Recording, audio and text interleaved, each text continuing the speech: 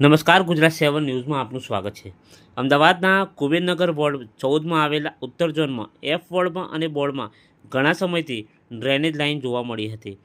કોર્પોરેશનના અધિકારીઓને વારંવાર ફરિયાદ કરવા છતાં કોઈ નિરાકરણ આવ્યું નથી, જેના કારણે ઝાડા ઉલટીના કેસ જોવા મળ્યા હતા। આ માટે વોર્ડ કોર્પોરેટર ઉર્મિલાબેનને જાણ કરતાં તેઓ સ્થળ પર ગયા હતા અને જોયું કે હાલત બહુ ખરાબ હતી અને ઘરની અંદર પાણી ઘૂસી રહ્યું હતું કે જે દૂષિત હતું। કુબેરનગરના એફ વોર્ડમાં લોકો દયનીય હાલતમાં રહી રહ્યા છે અને અમદાવાદ કોર્પોરેશનના અધિકારીઓને વારંવાર ફરિયાદ કરવા છતાં કોઈ પણ અધિકારીઓ અહીં આવ્યા નથી અને કોઈ નિરાકરણ નથી આવ્યું એટલી ગંભીર સ્થિતિ છે। અહીંયા વસતા વૃદ્ધો અને બાળકોને જીવનું જોખમ થઈ રહ્યું છે। વોર્ડ કોર્પોરેટર અધિકારી કોઈને સાંભળતા નથી અને સામાન્ય પ્રજાનું કોઈ નહીં સાંભળે તેવી સ્થિતિ ઊભી થઈ છે। તેમ છતાં અહીંયા વસતા લોકો અને સામાજિક આગેવાન જેઠાભાઈ પરમારે જણાવ્યું હતું કે જલ્દીથી અહીંયા લોકોની સમસ્યા દૂર થાય તેવી માંગ ઉઠી છે। આમાં કેમ રે આમાં ઝાડા ઉલટી મરી જ જાય ને જોતો કરી એટલે હું કહું તમને તમે પમદાર મેં તમને કહ્યું હતું આ પેલા ડોસી તમને પમદાર મેં આ કહ્યું હતું આવશે કાકા તમે લોકો ખબરતા નહીં અધિકારીઓ કોઈ વાત કોઈ કહેતા ખબરતો નહીં બરોબર છે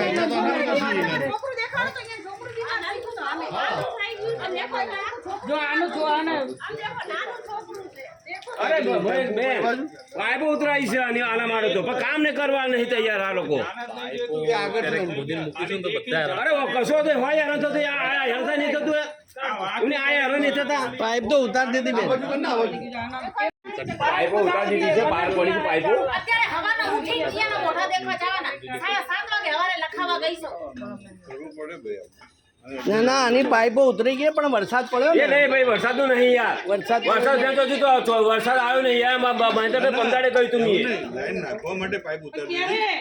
પણ ચોમાસું તો વરસાદ કામ ના થઈ અરે સાહેબ તમે સાહેબ છો ને પછી 8 મહિના તો તમે સાહેબ છો ને બરોબર નવા સાહેબ મને ખબર છે સોરી આ લગભગ અમે 15 દિવસ પહેલા મેં આ બજેટ આપ્યું છે તાત્કાલિક જેઠાભાઈ પરમાર ઓકે ઉર્મિલાબેન ભાઈ થોડી ઉતાવળ કરાવો એને કોઈ ઝડપથી છેલ્લે 510 છે મારો નંબર છેલ્લે 510 બહુ વાર ફોન લગાવેલા તમને મેં વોટ્સઅપમાં મારા વિડિયો આવે છે તમને પાણીના વી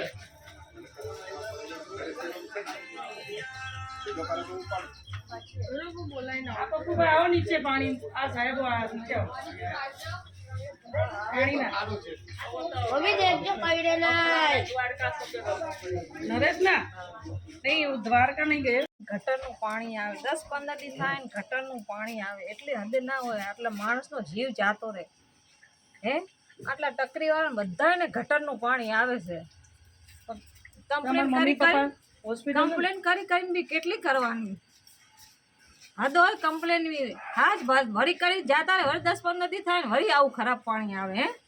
એવું ના હોય ને સાહેબ અને સિવિલમાં શું કહ્યું તમને સિવિલમાં એમ કીધું કે બધું શરીરનું પાણી બધું નીકળી ગયું છે પછી ડૉક્ટરે જવાબ આપ્યો કે ભાઈ આ માણસની ગેરંટી નહીં